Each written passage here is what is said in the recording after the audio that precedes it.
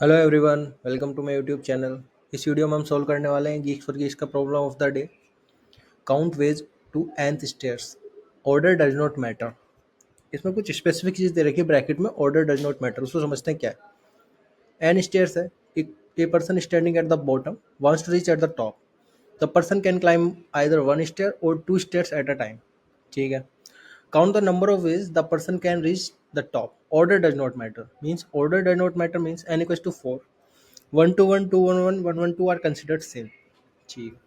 अगर हम order does not matter वाली चीज़ हटा दें कि ये सारी चीज़ सेम नहीं कंसिडर करते, तो स्ट्रेट फॉरवर्ड अप्रोच क्या हो जाती, हम रिकर्सन से सॉल्व करते, उस पर मेमोराइजेशन लगा देते। क्योंकि हमारे पास दो चॉइसेस होती, एक तो जंप वन स्टेप, दूसरी चॉइस होती जंप टू स्टेप। इसके बेसिस पे हम कंडीशन लिख देते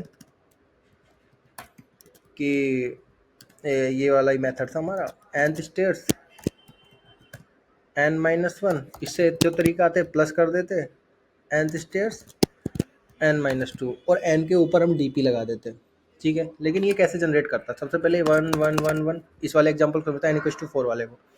ठीक है। सारे 1 के पॉसिबल कैसे जनरेट कर देता, फिर ये जनरेट करता 1 1 2, फिर ये जनरेट करता 1 2 1, फिर करता 2 1 1 एंड देन फर्दर 2 2। तो टोटल 5 वेज हो जाते। बट हमें इन दो तीनों को एक कंसिडर करना है, तो इसलिए जो डीपी वाली अप्रोच है वो नहीं लगेगी इसमें, क्योंकि डीपी वाली जो अप्रोच है और जो रिकर्सन वाली अप्रोच है वो सारे के सारे पॉसिबल कॉम्बिनेशन को जनरेट करती है। वो ये नहीं देखती कि ऑर्डर वाला मैच वगैरह नहीं कर पाती वो। ठीक है।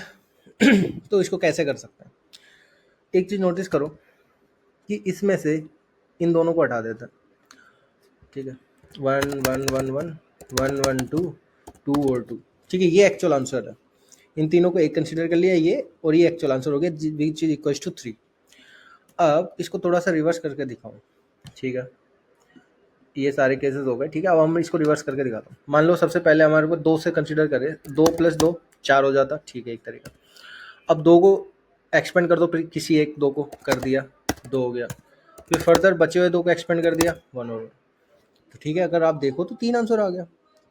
अभी इसको भूल जाओ, डीपी मेमोराइजेशन ये सब चीज़ों को भूल जाओ। ठीक है, वापस लिखता हूँ सब कुछ। क्या तरीका था, मान लो 4 पर जाना है तो 2 से स्टार्ट करते हैं, 2 और 2 4 पहुंचा दिया।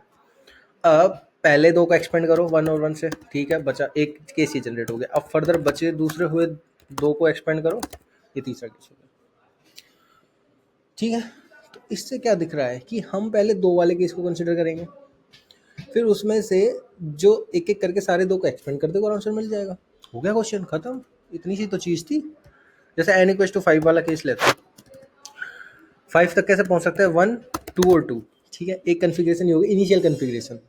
दो, ओनली 2 को कंसिडर करके हमें पहुंचने की कोशिश कर रहे हैं। तो पहला 1 हो गया 5 तक जाने के लिए, बाकी 2 हो गए। अब पहले 2 को एक्सपेंड कर दिया, ये आ गया। फिर फर्दर बचे हुए 2 को एक्सपेंड कर दिया, ये आ गया। 3 इसके हो गए, 3 ही हमारा आंसर है।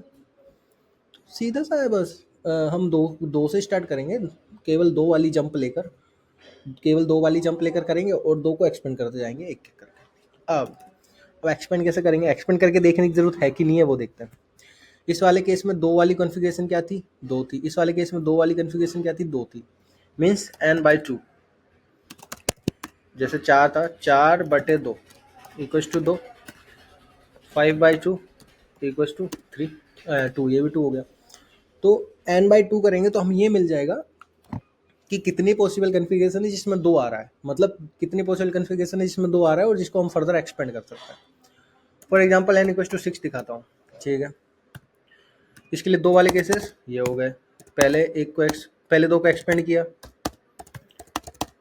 दूसरे 2 को एक्सपेंड किया, तीसरे 2 को एक्सपेंड किया। कितने केस हो गए, 1 2 3 4, 4 हो गए। तो यहाँ पे 6/3 करा आया, 6/2 करा, सॉरी 6/2 करा आए 3।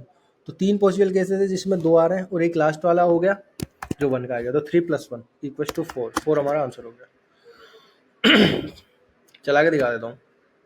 तो हमारा सिंपल फॉर्मूला बन गया 1 + n/2। ये सिंपल कोड हो गया। बस चला के दिखा देता हूँ n=6 के लिए। ठीक है,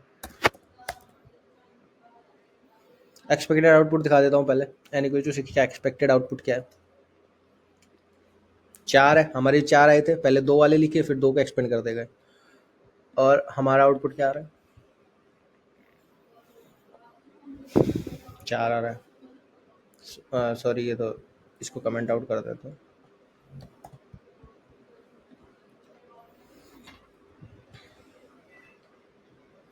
बढ़िया, सबमिट कर देता हूँ।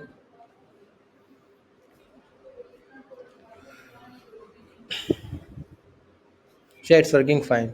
बस इतना ही था, मिलते हैं अगले क्वेश्चन में।